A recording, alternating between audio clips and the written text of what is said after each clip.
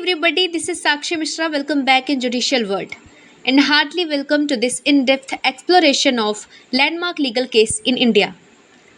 Today we will examine Shaira Banu versus Union of India, a case that sparked a nationwide debate on religious practices and women's rights, culminating in a historic Supreme Court judgment that outlawed the practice of triple talaq.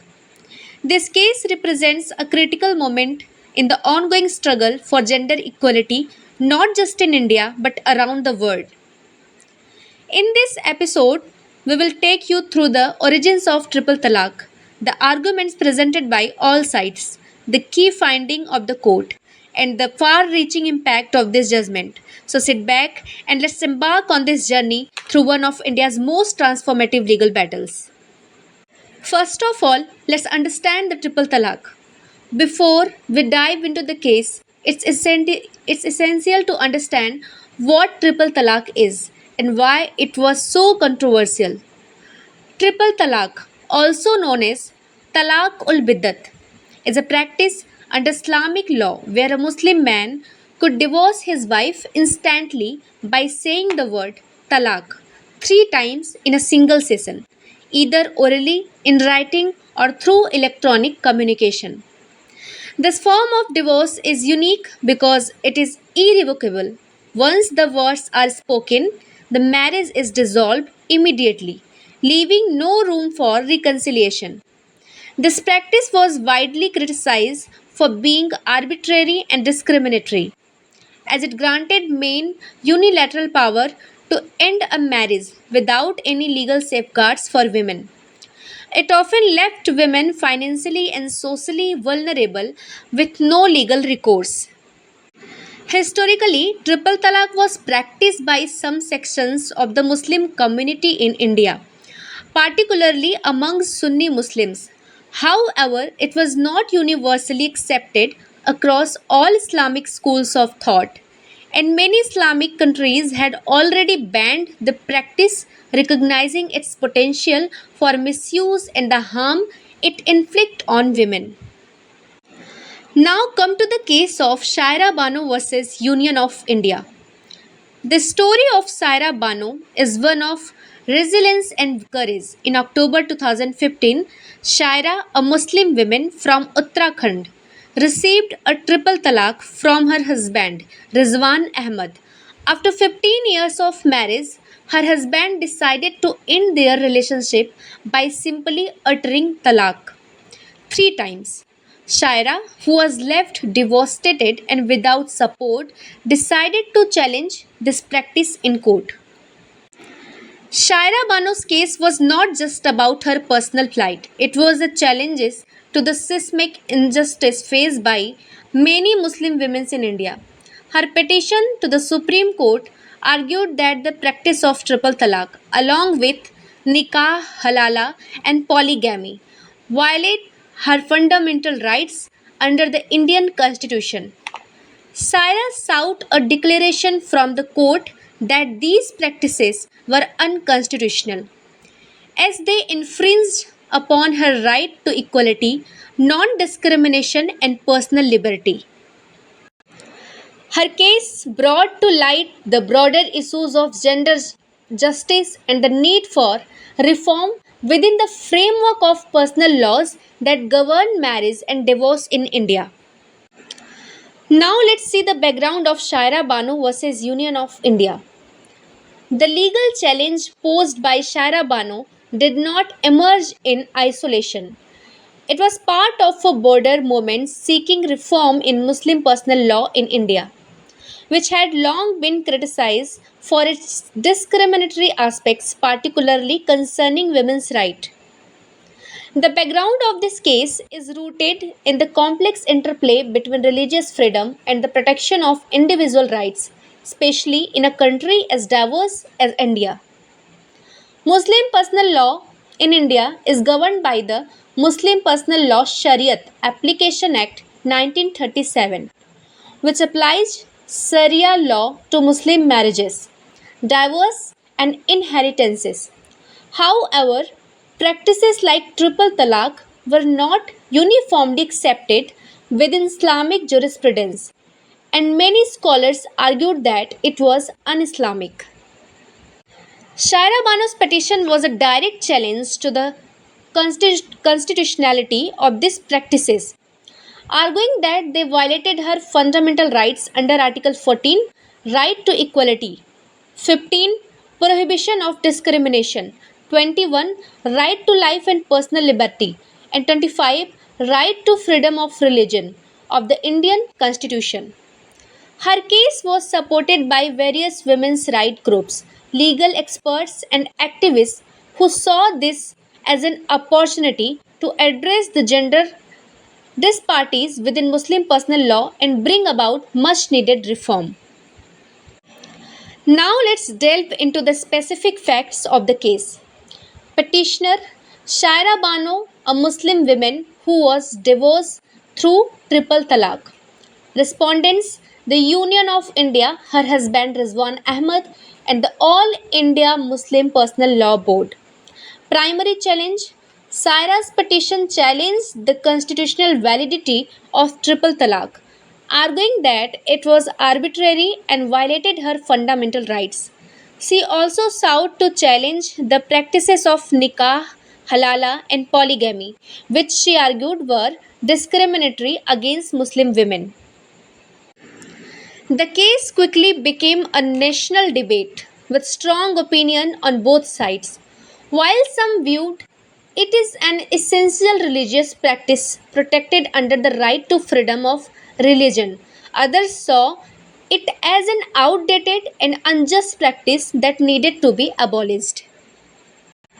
Now let's talk about the key issues in Shaira Bano versus Union of India case. The Supreme Court was confronted with several crucial issues that would determine the outcome of the case. First, was triple talaq an essential practice of Islam protected under Article 25 of the Constitution? Article 25 guarantees freedom of religion, allowing individuals to practice and propagate their religion. However, the court had to determine whether triple talaq was indeed an essential part of Islam, and if not, whether it could be subject to judicial review. And the second key point was, did triple talaq violate the fundamental rights of Muslim women, particularly their rights to equality, non discrimination, and personal liberty? The court needed to consider whether the practice was arbitrary and discriminatory, violating Article 14, 15, and 21 of the Constitution. And the third key point was, should the practice of triple talaq be struck down as unconstitutional? The final issue was whether the court should declare triple talaq unconstitutional and void, thereby ending its practice in India. These issues set the stage for a landmark judgment that would have far reaching implications for the rights of Muslim women and the interpretation of religious freedom in India.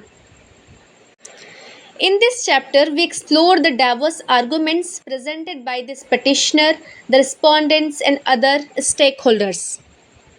Now, let's talk about the arguments which was supporting Shaira Bano.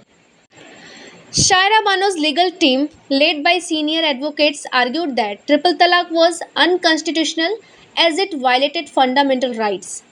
They contended that the practice was arbitrary and discriminatory, granting men the power to divorce without any legal recourse for women. They emphasized that triple talaq was not an essential practice of Islam and its abolition would not infringe on religious freedom. Additionally, they pointed out that many Islamic countries had already reformed their divorce laws to abolish this practice, demonstrating that it was not integral to the faith. Now let's talk about the arguments by Mr. Salman Khurshid. Salman Khurshid, acting as amicus curiae, supported Shaira's arguments. He highlighted that triple talaq was not rooted in the Quran and was considered sinful and un Islamic by many Islamic scholars.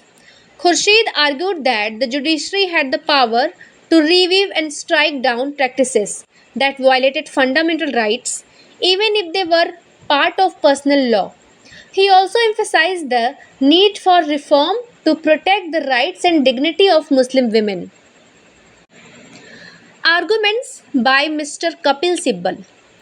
Representing the All Indian Muslim Personal Law Board, senior advocate Kapil Sibbal argued that triple talaq was protected under Article 25 of the Constitution, which guarantees freedom of religion. Sibbal contended that personal laws were beyond the scope of judicial review and that any interference by court would infringe upon the religious rights of Muslims. He also argued that the Muslim community should be allowed to reform its practices internally without external interference. Arguments by Mr. Mukul Rohtgi. The Union of India, represented by the then Attorney General Mukul Rohtgi, supported the petitioner's case. Rohtgi argued that the state had an obligation to protect the rights of Muslim women and that practices like triple talaq, which were discriminatory and arbitrary, could not be protected under the guise of religious freedom. He emphasized the importance of gender justice and equality, arguing that the state must take action to ensure that no community's religious practices violate fundamental rights. Arguments by Mr. Manoj Goel, representing Shaira's husband. Manoj Goel, representing Shaira Banu's husband, argued that triple talaq was a recognized form of divorce under Islamic law and had been carried out with Shaira's consent. He contended that personal laws were constitutionally protected and that the courts should not interfere with religious practices that had been followed for centuries. Findings of the Supreme Court. The Supreme Court, in a majority verdict, delivered a landmark judgment that declared triple talaq unconstitutional. The majority opinion, authored by Justice Kurian Joseph, Rohinton Nariman, and U. Lalit, held that triple talaq is not an essential part of Islam. The court found that the practice was not based on Quranic principles and was not essential to the practice of Islam. As such, it was not protected under Article 25. The court held that triple talaq was arbitrary and violated the fundamental rights of Muslim women, particularly their rights to equality, non discrimination, and personal liberty. The practice was deemed unconstitutional under Article 14, 15, and 21. The court declared that triple talaq was void and unconstitutional, effectively banning the practice in India. This decision was significant victory for gender justice and women's rights. The minority opinion delivered by Chief Justice J.S. Khear and Justice S. Abdul Nazir argued that while triple talaq was sinful and undesirable, it was still a part of Islamic practice and should not be struck down by the court. They suggested that the legislature should take the lead in reforming the law. Now let's talk about the subsequent legal and legislative developments. The Supreme Court's judgment in Shaira Banu versus Union of India was a turning point in the legal landscape of India. Following the judgment, the Indian government introduced the Muslim Women Protection of Rights on Marriage Bill 2017, which was later enacted as the Muslim Women Protection of Rights on Marriage Act 2019. This act made the practice of triple talaq a criminal offence punishable by up to 3 years in prison. Key provisions of the Act include: the Act criminalizes the practice of triple talaq, making it a cognizable offence which means the police can arrest the husband without a warrant. The act provides for the protection of Muslim women, allowing them to seek custody of their children and maintenance from their husband following the declaration of divorce. While the act was hailed as a victory for women's rights, it also faced criticism for criminalizing a civil matter, potentially leading to the arrest and imprisonment of Muslim men. Critics argued that the law could be misused and that it did not address the root causes of gender inequality within the community. Now let's come to the global and comparative perspectives. India was not the first country to take action against triple talaq. Many Islamic nations, including Pakistan, Bangladesh, Egypt, and Turkey, had already abolished the practice, recognizing its potential for abuse and the harm it inflicts on women. In Pakistan, for instance, the Muslim Family Laws Ordinance 1961 introduced reforms that required the husband to provide a written notice to the local union council before divorcing his wife, effectively abolishing the practice of instant triple talaq. Similar reforms were implemented in Bangladesh under the Muslim Family Laws Ordinance 1961. The decision in Shaira Bano versus Union of India brought India in line with these countries, furthering the cause of gender justice on a global scale.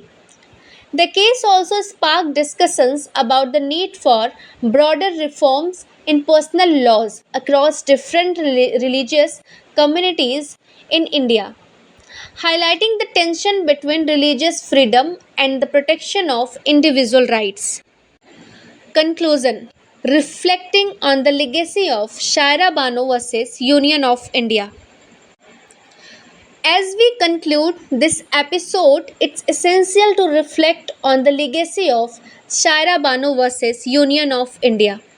This case marked a significant step towards gender equality and the protection of women's rights in India. It underscored the principle that no personal law can suppress the Constitution when it comes to the fundamental rights. The courage and determination of Shaira Banu, a woman who dared to challenge an as old practice, led to a landmark judgment that has had a profound impact on the lives of millions of Muslim women in India. Her case is a reminder that the fight for gender justice is ongoing and that the law must continually evolve to protect the right and dignity of all individuals, regardless of their religious or gender. Thank you so much for joining us in this exploration of one of India's most significant legal battles. Stay tuned for our next episode where we will delve into another landmark case that has shaped the course of Indian history. Thank you so much again.